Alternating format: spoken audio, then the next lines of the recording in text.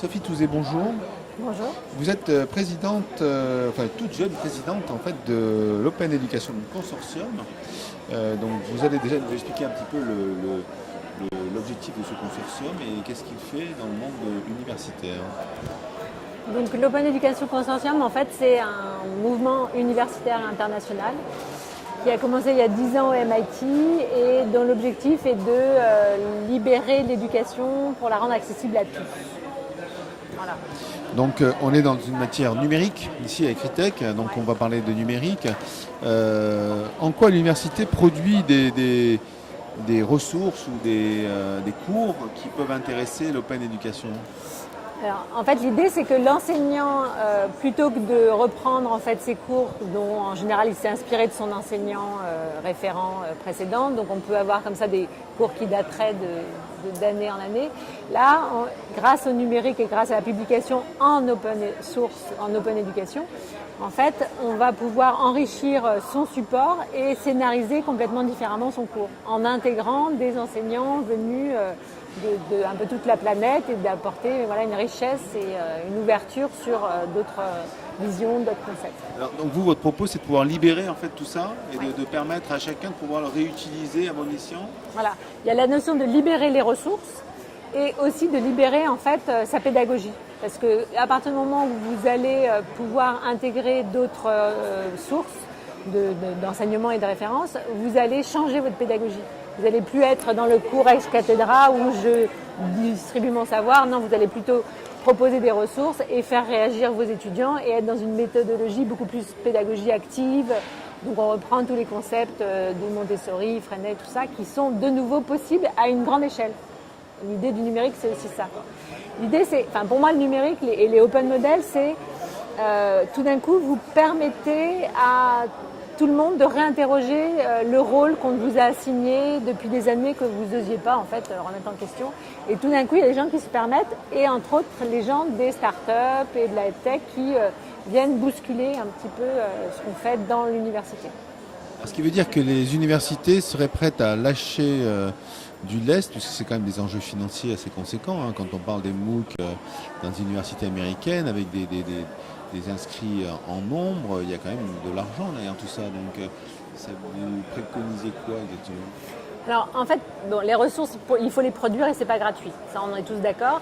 Par contre, il y a des tas de gens qui sont prêts à produire à financer ces ressources. Et une fois qu'elles ont été financées, c'est le principe du numérique. Avant, on était dans une économie où en fait, on était obligé de découper et de partager, mais en découpant. Aujourd'hui, plus vous diffusez, plus vous multipliez la ressource. Donc, on n'est plus dans la même économie. Une fois que vous l'avez produit, et en général, on l'a produit pour ses étudiants, et pourquoi pas l'ouvrir au monde entier?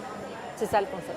Alors pour rester positif, donc quand on parle de open source par exemple, ou open éducation, l'idée c'est de pouvoir améliorer les choses. Quelque part, on reprend une ressource et on l'améliore.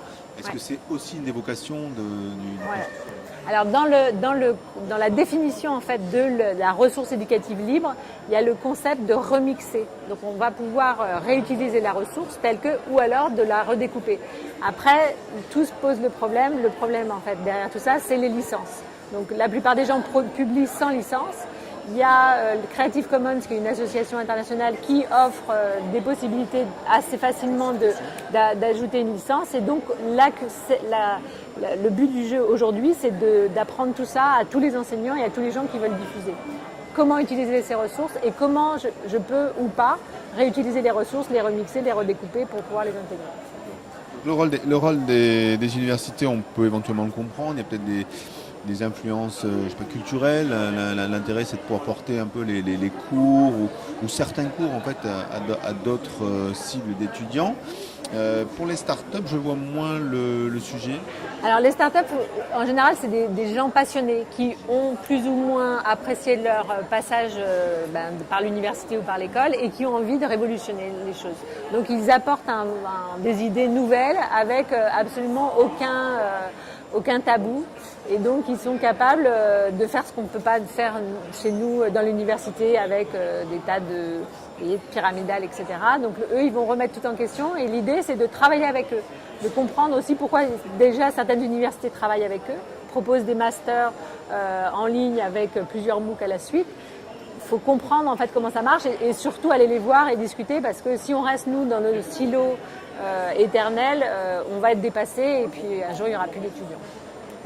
Ceci dit, a priori, il y a beaucoup de convaincus puisque dans votre consortium, il y a 300 universités, je crois, quelques entreprises. On peut en citer quelques-unes. Des entreprises, des universités. Les universités, il faut savoir, moi l'argument que j'avais donné pour convaincre en fait ma propre université, l'université de Lyon, d'adhérer, c'est que dans le ranking des universités, qui est quand même important pour l'université, les 10 premières faisaient toute partie de l'Open Education Consortium. Parce que voilà, meilleur on est, plus on est prêt à ouvrir. Dans les sociétés qui sont avec nous, alors il y a des sociétés, on a Merlot, c'est des sociétés, alors je connais pas exactement les noms, mais c'est plutôt des sociétés américaines ou australiennes. En France, on travaille avec Open Classroom, on essaye de les convaincre. Voilà, mais effectivement en France, alors moi j'ai beaucoup travaillé à l'international. Maintenant que je suis présidente et française, j'essaye de mettre le focus sur la France et de effectivement inviter ces EdTech à venir nous rejoindre. Votre job, c'est d'aller faire la tournée des popotes, c'est ça? C'est ça, exactement. À la fois au niveau des compagnies, à la fois au niveau des ministères, parce que même au sein de ministères, entre le SUP, le DGESCO, etc., il faut ouvrir. Et il y a justement, alors je m'appuie aussi sur un autre concept qui s'appelle l'Open Gov Partnership, qui en fait est pour faire de la démocratie ouverte. Et donc dans ce cadre-là, l'éducation était très peu présente. C'était plutôt le nombre de lycéens qui vont à la cantine, etc. Et donc on essaye d'induire dans les engagements du gouvernement français des éléments sur la publication des ressources et qu'il y ait aussi une culture de l'éducation. Le ministère est partie prenante dans le consortium ou pas? Alors le ministère est partie prenante et on va l'annoncer. Il vient d'être membre Sustainable, donc vraiment absolument partie prenante du consortium. Et donc on a la plateforme du ministère qui s'appelle supnumérique.gouv.fr où on a toutes les ressources des UNT, donc des universités numériques thématiques qui produisent des ressources éducatives libres pour le ministère, et aussi tout fun, et aussi les open practice, etc.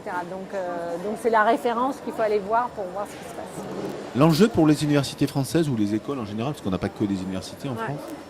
L'enjeu, c'est d'ouvrir en fait à plus de public, parce qu'on peut facilement atteindre le meilleur, enfin le MOOC où il y a le plus de monde, c'est quand même 1 million d'étudiants en même temps. C'est sur apprendre à apprendre. Donc on voit qu'il y a aussi des nouveaux, en fait, c'est pas forcément des sujets qu'on enseigne aujourd'hui à l'université, mais des sujets à côté qui peuvent permettre aussi de rassurer les universités sur il n'y aura pas une concurrence énorme, mais par contre on peut investir ces sujets-là et puis on attire des étudiants. Un étudiant qui a goûté à un MOOC et qui a apprécié travailler avec un enseignant ou avec une université, spontanément il va aller vers cette université pour apprendre. Donc c'est les éléments sur lesquels en fait on peut convaincre d'aller vers l'open education.